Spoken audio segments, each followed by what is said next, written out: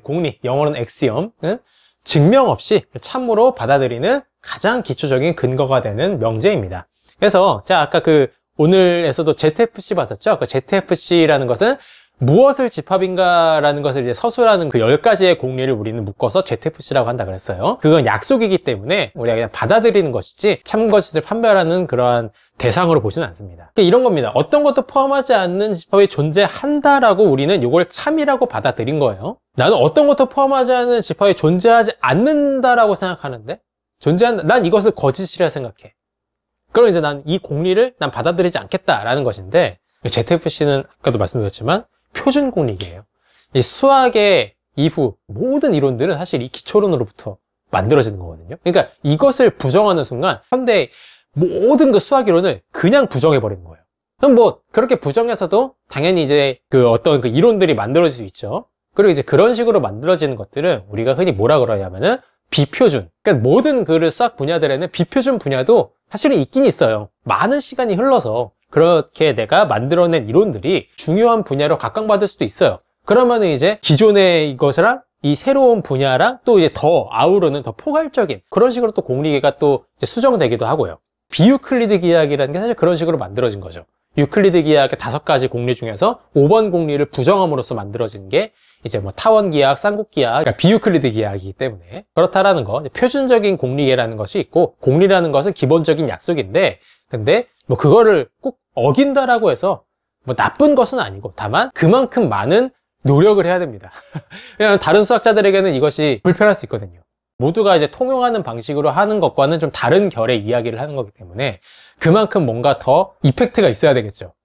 이게 시사하는 것도 확실히 좀 확 와닿을 수 있게 그렇게 해야 될 것이고. 오늘은 기초론 이야기를 하다 보니까 제가 말이 자꾸 길어지는 것 같아요. 한편 이제 공리 그리고 이제 용어의 정의로부터 이제 우리는 참이라고 연역적으로 증명이 완료되는 그러한 것을 이제 뭐라 그런다? 정리라고 부른다.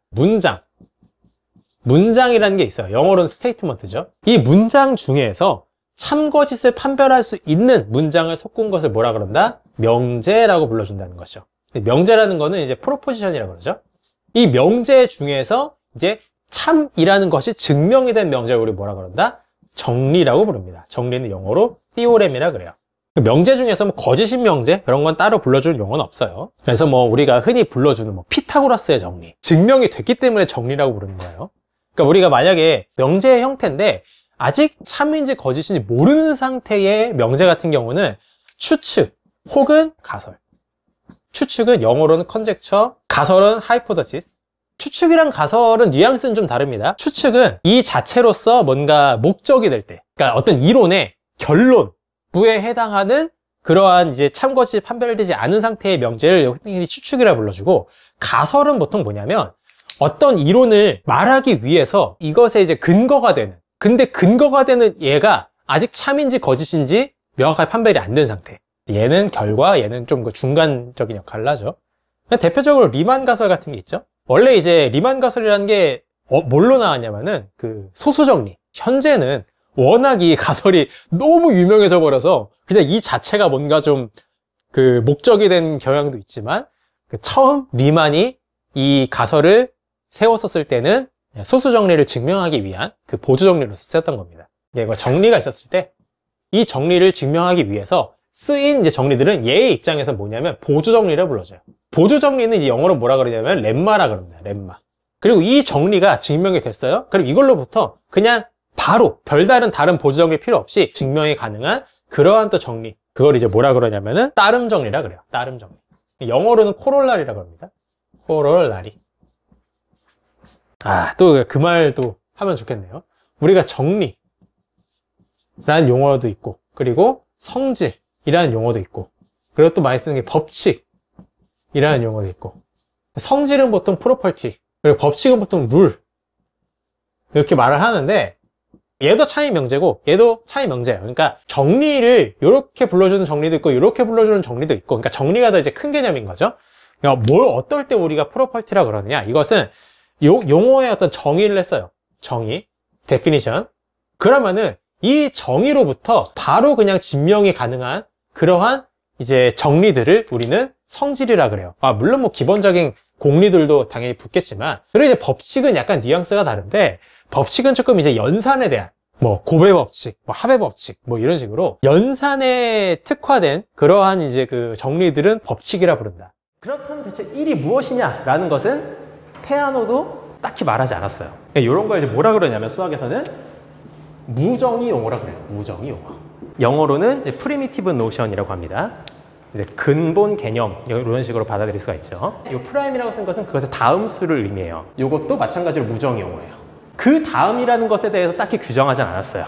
아마 조금 무책임하다라고 느낄 수도 있어요. 무정의 용어라는 것에 대해서. 좀 이유가 있어요. 이런 무정의 용어를 설정하는 이유는, 예를 들자면 삼각형이 있다고 봅시다. 수학적으로 삼각형의 정의는 뭐냐면 세 개의 점과 세 개의 선분으로 이루어진 다각형이라고 정의를 해요. 자, 그럼 봅시다. 이 삼각형을 정의하기 위해서 우리는 점이라고 하는 수학 용어가 필요해요. 그리고 선분이라고 하는 용어도 필요해요. 그렇죠? 그리고 다각형이라고 하는 용어도 필요해요. 그럼 다각형은 또 뭐야? 실제로 이제 다각형이라는 것을 수학에서는 뭐라고 정의를 하느냐? 한 평면 위에 연속되어진 선분들로 이루어진 경로라고 정의를 해요. 그러면 또 뭐고, 경로는 또 뭐야? 유한계는 또 뭐야? 평면은 뭐야? 그러니까 하나의 용어의 정의를 하자면 이 용어의 정의를 하기 위해선 필연적으로 또 다른 용어의 정의가 필요하다는 거죠. 또 얘를 정의하기 위해선 또 뭔가 또 다른 용어의 정의가 필요해요. 늘 이렇다라는 거죠. 언제까지 할 거냐? 그렇죠? 끝도 없겠죠? 그러니까 어느 순간 수학자들은 뭐다? 무정의 용어라는 걸 두는 거예요. 그래서 이것으로부터 다 파생시키는 걸로 약속을 하자 라는 것이죠.